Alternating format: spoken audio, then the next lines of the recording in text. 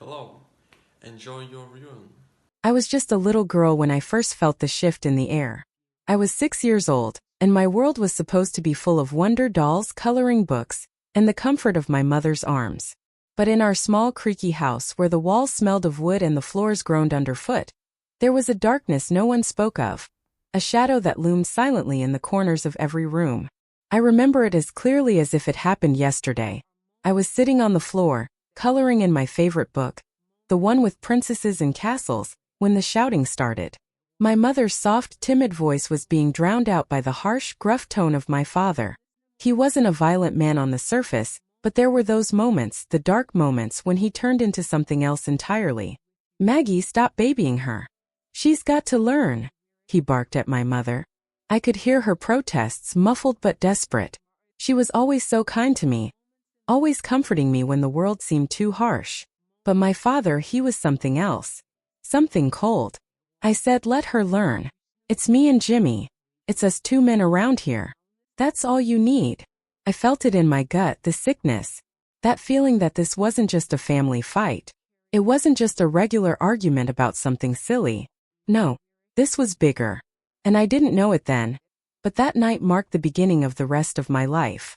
Jimmy, my older brother, was 5 years older than me, and as a little girl I adored him.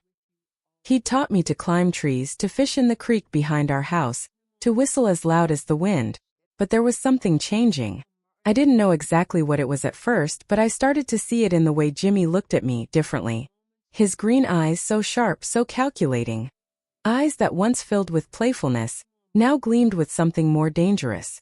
I don't know why I thought nothing of it when he first started coming into my room late at night, telling me it was okay to sleep in his bed because it was cold or because of a storm. But I remember the first time I felt something shift. I was lying in bed, pretending to sleep when I felt his weight beside me. I was just a little girl, scared of the thunder, trying to feel safe. But then his arms wrapped around me tight, too tight. He whispered in my ear, "Don't be scared, sis. I'll protect you." The smell of his breath, the tension in his hold made me freeze. My heart pounded in my chest as I tried to pull away, but he just held me tighter. His voice had an edge to it that made me shiver. "It's all right, little sister. I'm the only one who'll ever really protect you." And that was when I understood. I wasn't safe. Not in my own home. I started locking my door at night, though I knew it wouldn't stop him. But I had to try. The next day my mother asked me why I'd locked myself in. "Honey, what's wrong? You know your brother loves you. You're both so close, aren't you?" I wanted to tell her. I wanted to scream the truth. But I couldn't. I didn't know how to say it. She wouldn't believe me. She couldn't. She didn't want to believe it. And my father, he never questioned Jimmy. Jimmy was his pride, his favorite. I was just the unwanted daughter, the disappointment. I kept telling myself it was just my imagination, that maybe I was overreacting. But the more Jimmy came to my room, the more my world twisted into something unrecognizable. I was a little girl trying to hold on to innocence, but with every visit, that innocence slipped further away, like sand between my fingers. But there was one moment, a single moment that would change everything. It was a Saturday afternoon, sunny and warm, and I had gone out to play with my dolls, making up stories like I always did. But when I returned to the house, I heard the shouting again. The yelling, the anger, the fear in my mother's voice. It wasn't the first time, but this time it felt different. The air was thick with tension, and I could feel the dread crawling up my spine. I peeked through the crack of the door. My father was standing there, looming over my mother, while Jimmy stood off to the side, his face unreadable. But when I looked at Jimmy, I saw something in his eyes, a cold, calculating look that made my blood run cold. And then he spoke. "Stop coddling her, Ma. She needs to learn what's what. She doesn't belong here. She's just taking up space." His words hit me harder than a slap. And for the first time in my life I realized I was completely alone. My father didn't care, my mother was too weak to act, and Jimmy had already claimed me in ways no brother should ever do. That was the day the darkness began to take root in my heart. The day I understood that survival was my only choice. But back then all I knew was fear. Fear that had already made itself comfortable in my bones. From the moment I realized that I could no longer rely on my father or mother for help, I started looking for a way out. I knew my brother Jimmy. was part of a world from which there was no escape without consequences. The only way to avoid more pain, more torment, was to run. And so I began to plan. It felt like every day in our house was filled with violence, both the visible and invisible kind. But through it all, I knew I had to act.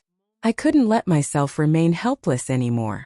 One night, when my mother fell asleep on the couch, exhausted from trying to ignore what was happening in the house, I quietly slipped out of my room and went into the dark corners of my mind. I had to think. I had to find a way to escape, even if it was only for a little while, even if it meant leaving everything behind. I sat alone in my room, surrounded by my thoughts. The house was quiet, except for the distant hum of the wind outside and the occasional creak of the old wood. I stared at the faded photographs on my dresser, pictures of a time when I was happy, before things started going wrong. I noticed a small worn-out blanket folded at the end of my bed. In that moment, an idea sparked in my mind. I could leave. I could leave at dawn, when the house was still asleep, when no one would know. Maybe, just maybe, I could make it out. Maybe this time I'd be fast enough, quiet enough. For the first time in months, I felt something stir inside me, hope. Hope that I could escape this hell. Hope that I could start over. But it wasn't just about running away from home. No, it was more than that. It was about reclaiming the one thing that had been stolen from me, my life. The next morning, I packed a small bag with some of my most essential things, clothes, a few coins, and the old picture of my mother and me when I was a little girl. I stuffed them deep into my bag, telling myself that this would be the moment I would escape. But there was one thing I hadn't anticipated: the sound of footsteps outside my door.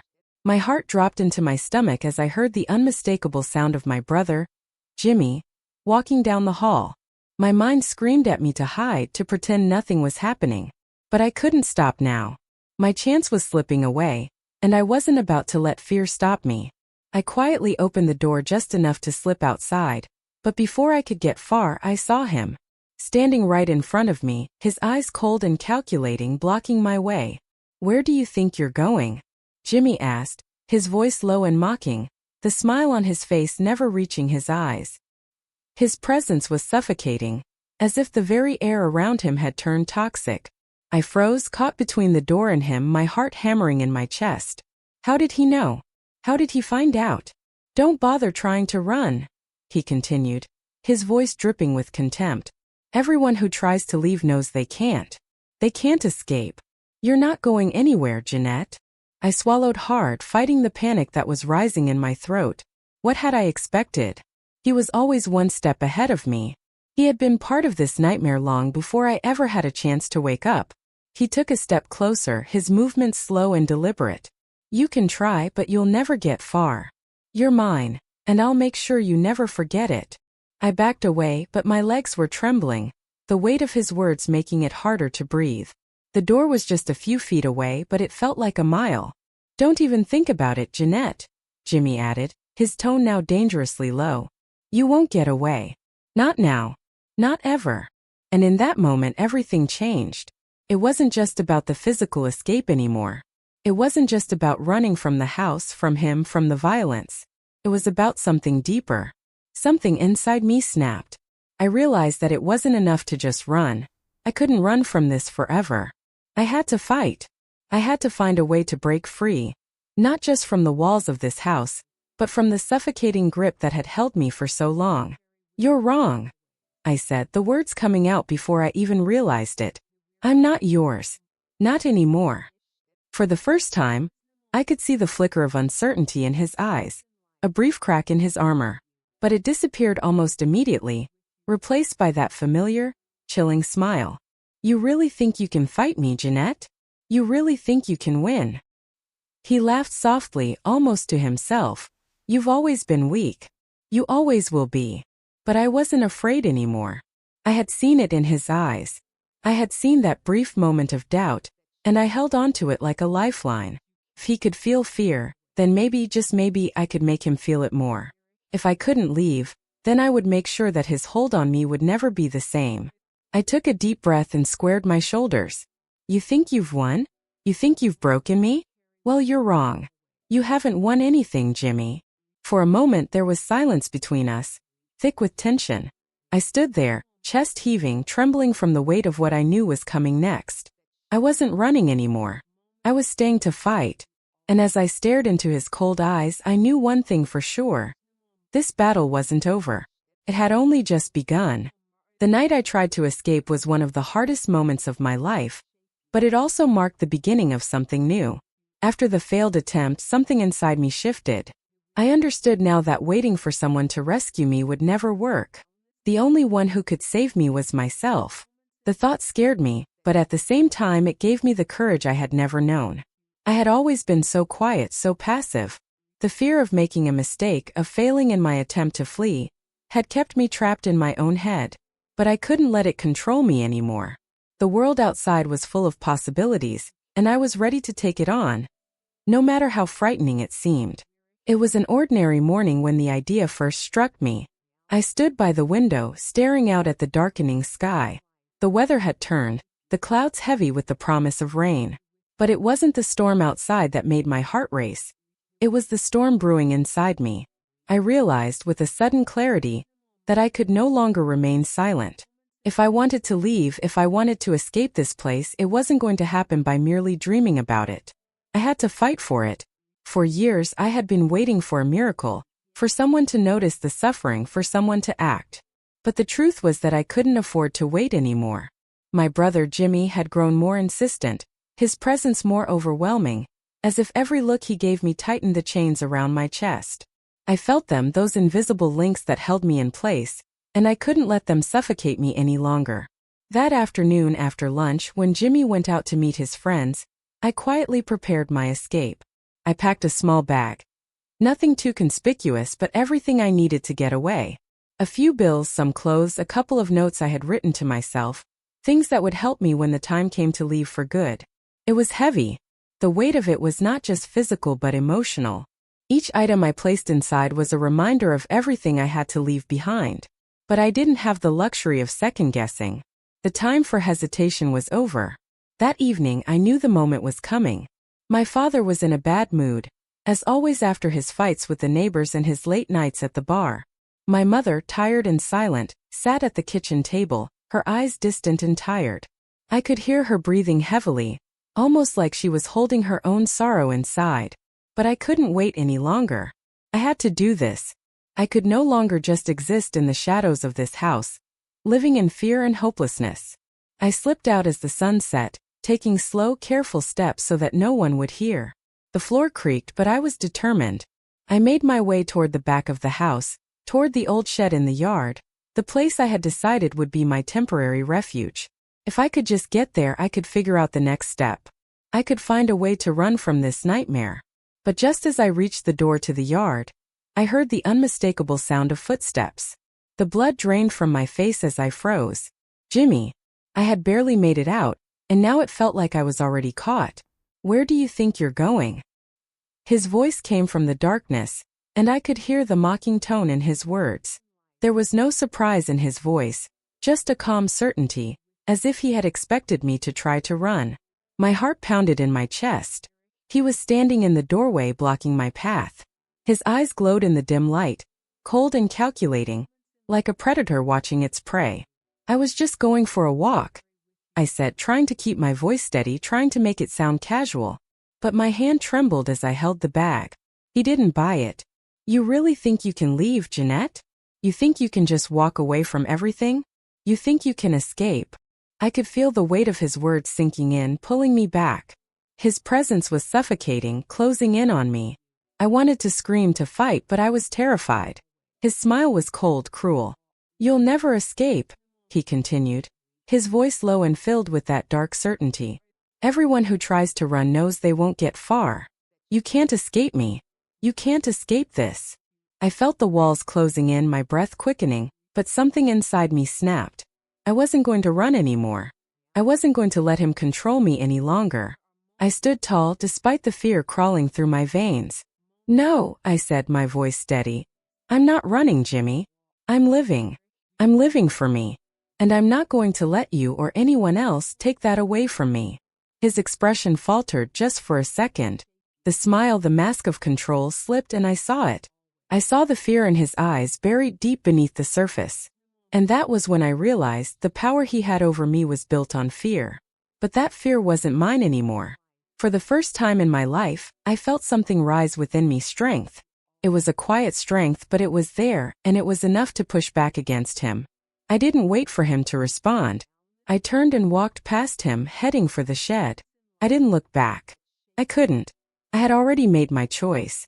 The shed wasn't much, but it was mine, my temporary sanctuary.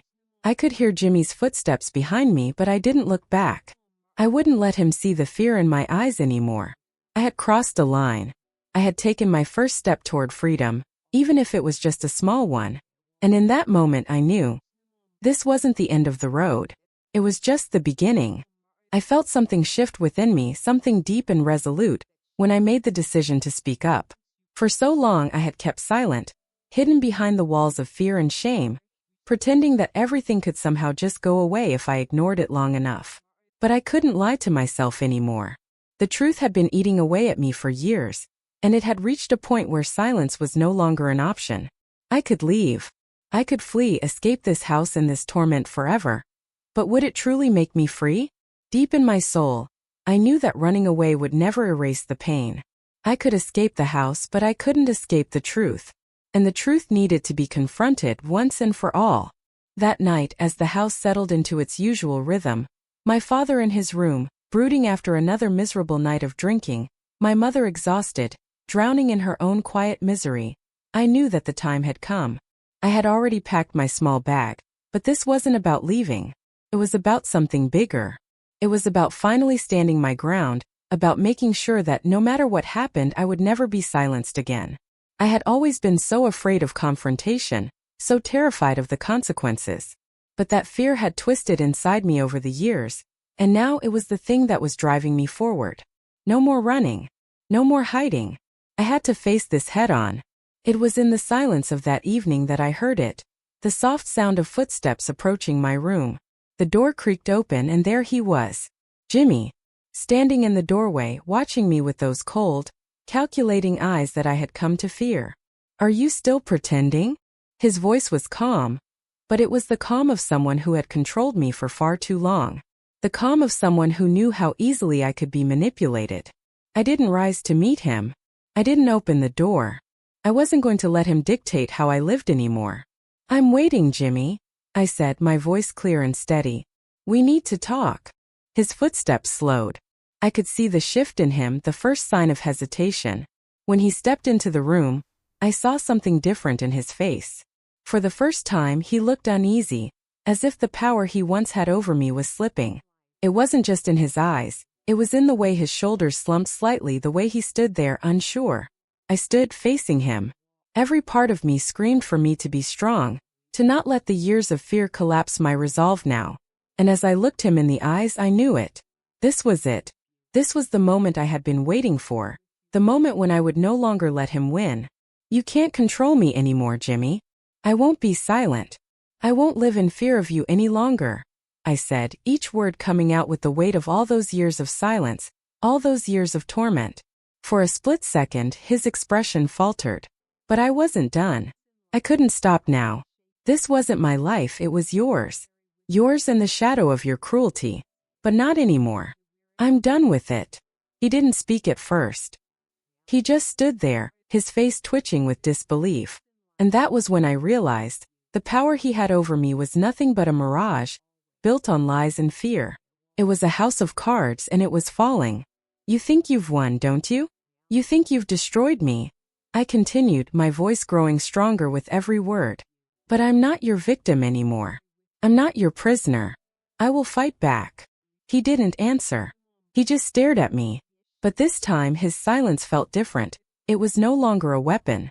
It was a sign of his uncertainty. The mask he wore for so long was slipping, revealing the monster underneath, the same monster I had learned to fear as a child. But it wasn't enough to silence me. I couldn't let it. "You don't understand, do you? You've been killing me piece by piece every day. But I'm not letting you do that anymore. I won't let you control my life. Not now, not ever." The silence stretched between us, thick and heavy. I expected him to lash out, to throw his usual insults, to trap me in his world of manipulation and terror. But he didn't. Instead, he just stood there, his eyes searching mine, as if trying to find the girl he once had power over. The girl who would cower in fear at his every word. But I wasn't that girl anymore. For the first time in years, I felt something inside me. Something I hadn't known was there. It was strength. Real strength. Not the hollow kind that came from running away, from escaping. No, this was strength that came from facing the truth. Strength that came from standing tall in the face of the very thing that had tried to break me. And as I stood there looking at him, I knew this was my moment. This was my chance to finally take back what had been taken from me. To reclaim my life. I'm leaving. And I'm never coming back. This is over. It's done. You can't control me anymore, Jimmy. I saw the look in his eyes, something unfamiliar, something that flickered with a moment of realization. He didn't say anything. He just stood there, and for the first time I didn't see a monster in his eyes. I saw a man who knew that his grip on me was finally broken. It wasn't the victory I had always imagined. It wasn't the grand escape I had hoped for. But it was enough. I had finally found my voice. And with that voice I would take back my life. My life had been broken, torn apart, and pieced back together again. But this time it was no longer about staying locked in the suffocating grip of my family's hell. When I told Jimmy that I would never come back, I wasn't just declaring war on him. I was declaring war on myself. It wasn't merely an escape. It was the reclamation of my dignity, my revenge for all the years of submission and fear. But the path to freedom was not easy. I knew I would have to pay the price for my determination. For weeks, I built my new reality, hiding from those who still had the power to control me. I left behind everything that had once mattered, everything that had been tied to habit or fear. I moved south to a place where I believed I would no longer be hunted. But every step I took, the consequences of my past followed me. I worked at a small cafe run by an old man named Tom. He would tell me stories about his life, how he left home when he was young, and how many years ago he learned that the only thing you can control in life is who you choose to be. His words struck a deep chord with me, and I began to feel myself coming alive again, like I was emerging from a long, dark winter. But Jimmy had not forgotten. He couldn't accept that I had slipped through his hands. His face haunted my memories, and with each passing day, I felt the weight of his pursuit. He began asking people about me, tracking my steps, though I believed I had covered my tracks well enough. He sent letters, knocked on doors, and even showed up at my work, trying to regain his hold on me, though now he wore the mask of sympathy. But all I could feel for him was revulsion. One day he finally arrived. I knew that moment had come. He stood silently outside the cafe, watching me through the window. His face was unreadable, but I could see something in his eyes. He didn't come to apologize as I had expected. He came to see if he could break me once more. "Why haven't you called? Why haven't you written? I thought we were family," he said. His voice the same as it always was, cold and sly with a hint of possessiveness. He still thought he had a claim over me. I stepped toward him, standing firm on the threshold of the cafe. I couldn't run. I couldn't hide anymore. Now I understood that the best form of revenge wasn't going back home or fleeing. It was showing him that I was no longer his victim. "You're wrong, Jimmy," I said, each word firm and final. "I'm not your family. I am my own family now. I am no longer afraid of you, and you no longer have control over me." For the first time, I saw genuine confusion in his eyes. He hadn't expected me to be this resolute. He started changing his tactics, trying to manipulate my emotions, but I was no longer the weak girl he could intimidate or break. I had torn away everything that had made me his prey, and I realized then, this time it wouldn't be the same. He tried to convince me to return, offering help and support, but I knew better. His promises were traps, lies. He wanted to pull me back into that world where I wasn't myself, but merely a part of his dominance. And I knew the only answer was, "No, Jimmy. This is all you'll ever get. But I'm leaving you in the past." I turned and walked back into my work, not looking back, though I knew he was still there, watching. But his gaze didn't scare me anymore. He hadn't broken me. He hadn't turned me back. And though I was far from home, I felt stronger than ever, free and ready for whatever battles lay ahead. Revenge wasn't about punishing Jimmy. It was about taking control of my own life, no longer letting others destroy my dignity. From now on, I was completely free, and nothing from my past could change who I had become. And that was my true victory. In those days when I first started thinking about true freedom, not just escaping my past, but having the power to create my future, I felt my heart filling with renewed hope.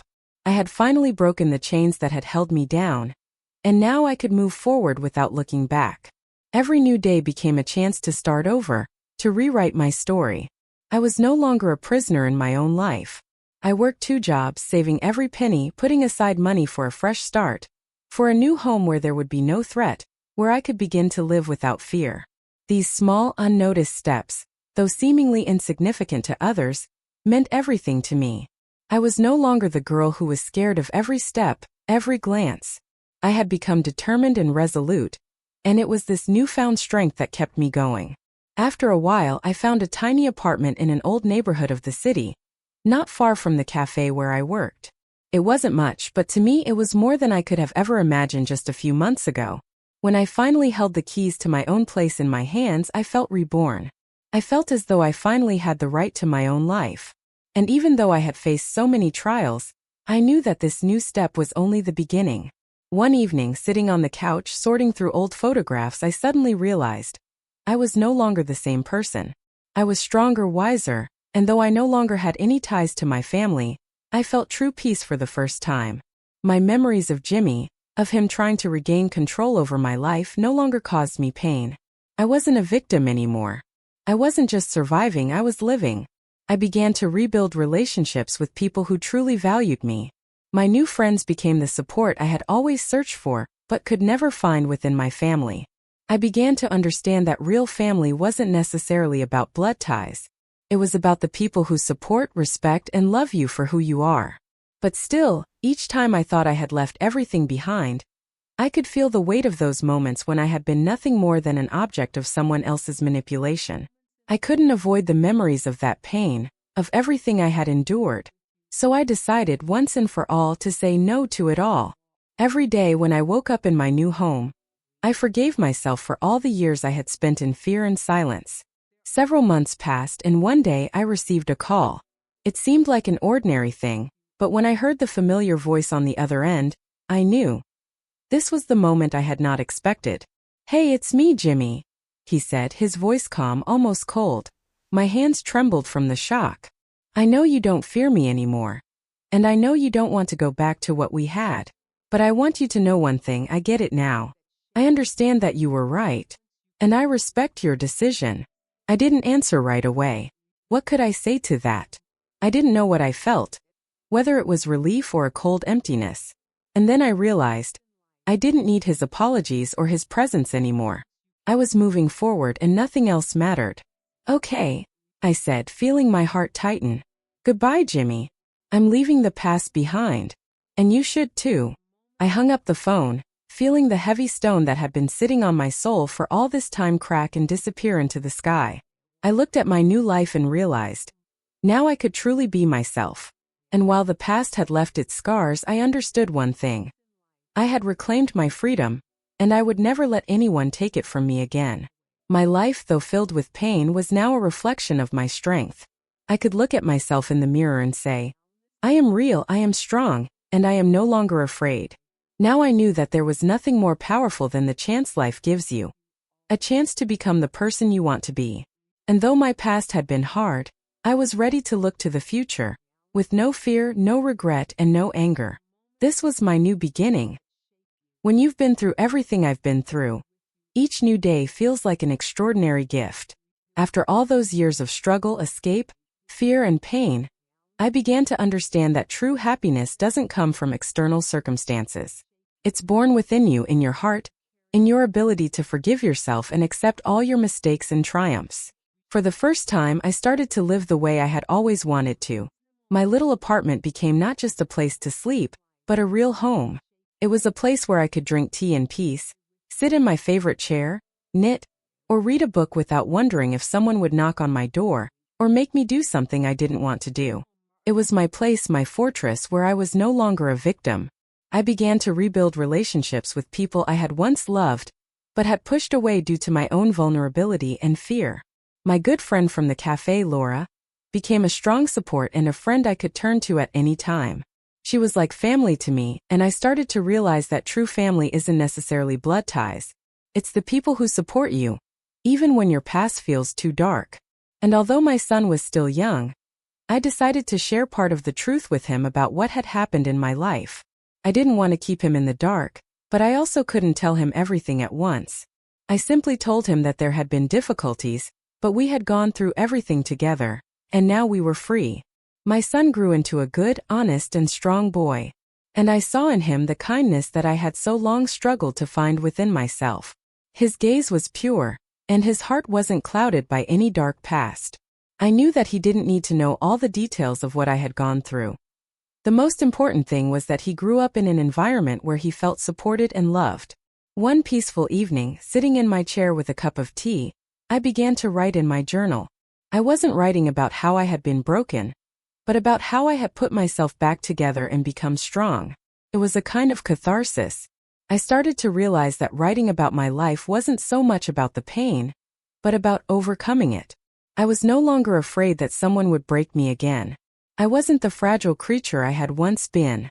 Now I was sure that in any battle life threw my way, I would come out victorious.